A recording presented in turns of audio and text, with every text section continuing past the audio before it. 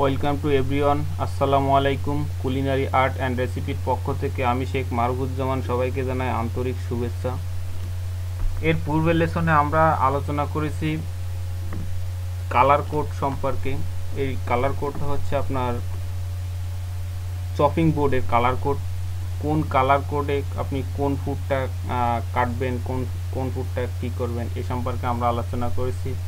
এর পূর্বে আমরা আলোচনা করেছি কিচেন হাইজিন, পার্সোনাল হাইজিন। এবার এই লেসনে আমরা আলোচনা করব কিচেন রুলস। এই কিচেন রুলসটা আবার কিচেন হাইজিনের অন্তর্গত। কারণ আপনি যখন কোনো হোটেল বা কোম্পানিতে কাজ করতে যাবেন as a cook or chef হিসাবে, তখন আপনাকে কিচেন রুলস সম্পর্কে জানতে হবে। কারণ কিচেন রুলস সম্পর্কে না জানলে আপনি তো কিচেনে কীভাবে বিহেভ করতে হবে এটা জানবেন না। তবে কিচেন রুলস সবাইকে জানা উচিত এবং সেই অনুপাতে কাজ করা উচিত। তো আসুন আমরা জানি কিচেন রুলসের কিছু পয়েন্ট। এই কিচেন রুলসের যে পয়েন্টগুলো আছে আমরা দুটি পর্বে আলোচনা করব। তো আজকের আমরা প্রথম পর্বে আলোচনা করব। তো আসুন, 1 নম্বরে আছে meat purchased daily in the morning and whenever the shift applies. অর্থাৎ আমরা জানি যে যখন কোনো কিচেনে কাজ করি তখন কিন্তু প্রত্যেক ডিউটি রোস্টার অনুযায়ী হয়ে থাকে। রোস্টারে কে কখন কোন শিফটে আসবে এটা উল্লেখ থাকে। তা এটা শেফের সুবিধার্থে আপনাকে বলা হয়েছে প্রথমে সকালে যে আপনাকে শেফের সাথে দেখা করতে হবে এবং দেখা করার পরে আপনি কোন শিফটে কাজ করতে ইচ্ছুক সেভাবে আপনাকে শেফের কাছ থেকে আপনাকে এটা করে নিতে হবে, অ্যাপ্লিকেশন করতে হবে যে আমি এই শিফটে কাজ করতে ইচ্ছুক, আমাকে এই শিফটে, সেই অনুপাতে শেফ রোস্টার ঠিক করবে।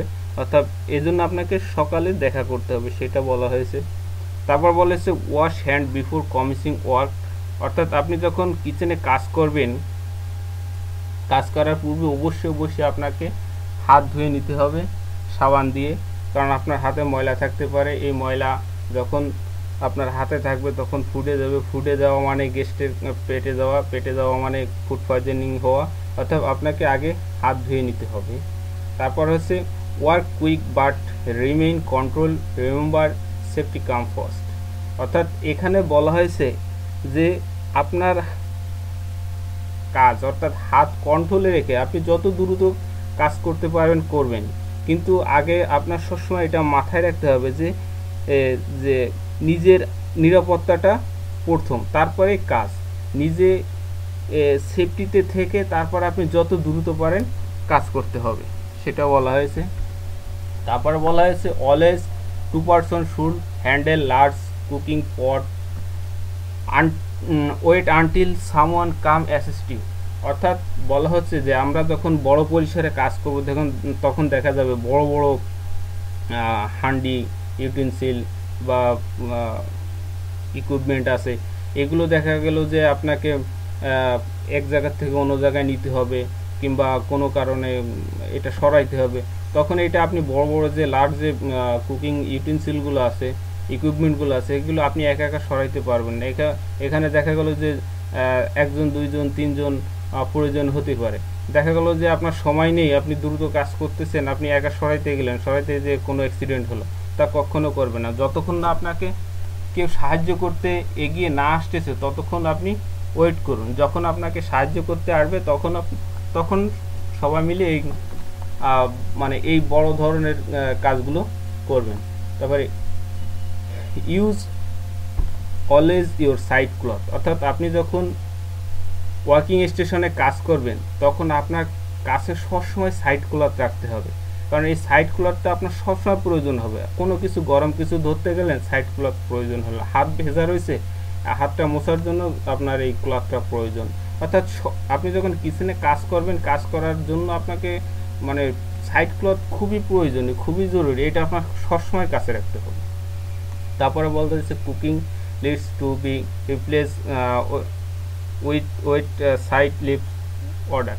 অর্থাৎ এখানে বলা হচ্ছে আপনার যে খাবারগুলো রান্না করার পরে আপনার সুন্দরভাবে ঢেকে প্রপার ওয়েতে আপনার এটা রিপ্লেস করে রাখতে হবে। যেমন আপনাকে যদি কোনো খাবার বেইনমেরিতে রাখতে হয় বেইনমেরি রাখবেন, অন্য কোথাও রাখতে হলে অন্য কোথাও রাখবেন, আর সেটা বলা হয়েছে যে, এবং এটা মানে সুন্দর করে রাখবেন যাতে এটা কোনোভাবে স্পয়েল না হয়। তারপর বলা হয়েছে যে spoon ladles never to remain in the pot when food is cook. অর্থাৎ আমরা জানি খাবার রান্না করার সময় স্পুন লেডেল এগুলো দরকার হয়। এগুলো আমরা ইউজ করি রান্নার সময়। যখন রান্না শেষ হয়ে যাবে তখন অবশ্যই এই খাবার থেকে এগুলো সরায় রাখবেন। এটা কখনো কোনো অবস্থায় রান্না করা ফুডের ভিতর রাখা যাবে না। তারপর বলা হয়েছে food to boil slowly with lid on. অর্থাৎ কোনো খাবার যদি আপনি বয়েল করতে যান, বয়েল করতে গেলে এটা বয়েলিং পয়েন্টে আসার পরে এটা আপনার স্লো কুকিং করতে হবে ঢাকনা সহ, সেটা বলা হয়েছে। তারপর বলা হয়েছে যে always use a testing spoon. অর্থাৎ আপনি যখন ওয়ার্কিং প্লেসে কাজ করবেন আপনার ইন্ডিভিজুয়ালি একটা টেস্টিং স্পুন থাকতে হবে, কারণ আপনার যে কোনো সময় কোনো কিছু টেস্ট করা হতে পারে। এটা আপনি নিশ্চয়ই হাত দিয়ে করবেন, এটা একটা স্পুন দিয়ে করবেন, এবং এটা প্রত্যেকের, এবং কিচেনের যত কিচেন ব্রিগেড যারা আছে প্রত্যেকের একটা টেস্টিং স্পুন থাকতে হবে। তারপর বলছে if you spoil something on the table or floor wipe up immediately. অর্থাৎ বলা হচ্ছে আপনি কাজ করতে করতে দেখা গেলো যে ব্যস্ততার মাঝে কিংবা অসতর্কতাবশত কোনো কিছু পড়ে গেছে, নষ্ট হয়ে গেছে ফ্লোর অর্থাৎ টেবিলে, তখন এটা আপনার কী করতে হবে, সাথে সাথে ওইটা ওয়েপ করতে হবে, পরিষ্কার করতে হবে। এটা দেখা গেলো যে আপনি ফেলে দিচ্ছেন, না ক্লিনার এসে পরিষ্কার করবে, এর জন্য আপনার ওয়েট করা যাবে না। এটা আপনি ফেলছেন, আপনি তাড়াতাড়ি ওইটা ওখান থেকে পরিষ্কার করে ফেলতে হবে, অর্থাৎ সবসময় ক্লিন রাখতে হবে। Keep the working area tidy and clean at all Times. অর্থাৎ বলা হচ্ছে আপনি যে ওয়ার্কিং প্লেসে কাজ করবেন, আপনি যে স্থানে কাজ করবেন, এটা সবসময় স্বাস্থ্যসম্মত এবং পরিষ্কার পরিচ্ছন্ন রাখতে হবে। তারপর বলা হয়েছে discard garbage in the garbage can at once, remember to put the lid on. অর্থাৎ আপনি যখন কাজ করবেন, মনে করেন ভেজিটেবল কাটতেছেন কিংবা মাছ কাটতেছেন, কোনো কিছু করতেছেন, করার পরে আপনাকে উচ্ছিষ্ট যে অংশগুলো আছে এই অংশগুলো আপনি গার্বেজে ফেলবেন। এই গার্বেজে ফেলার পরে আপনার এগুলো নিশ্চয়ই গার্বেজের যে ঢাকনা আছে এই ঢাকনা সবসময় বন্ধ রাখতে হবে। আপনি যখন ফেলবেন তখন ঢাকনাটা খুলে গার্বেজের ভিতর ফেলে আবার ঢাকনাটা বন্ধ করে দিতে হবে। তো আজকে এই পর্যন্ত।